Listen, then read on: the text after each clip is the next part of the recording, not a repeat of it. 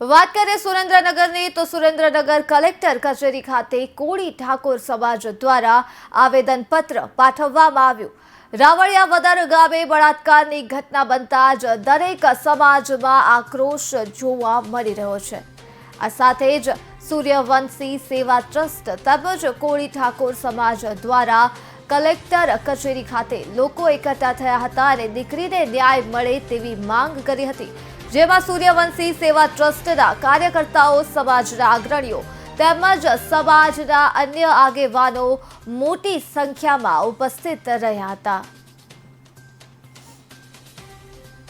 આજે અમે સમસ્ત કોળી ઠાકોર સમાજ સુરેન્દ્રનગર જિલ્લાના આગેવાનો સાથે કલેક્ટરશ્રીને આવેદનપત્ર પાઠવી, જે ગત 27/9/2024ના રોજ ધાંગધ્રા તાલુકાના રાવળિયાવદર ગામે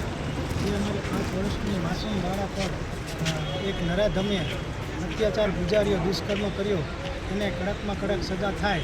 અને આ કેસ ફાસ્ટ ટ્રેક ચાલી અને ઝડપથી ચાર્જશીટ થાય અને આ નરાધમને ફાંસી થાય તેવી અમે આજરોજ સમસ્ત કોળી ઠાકોર સમાજ દ્વારા કલેક્ટર સાહેબશ્રીને રજૂઆત કરી છે।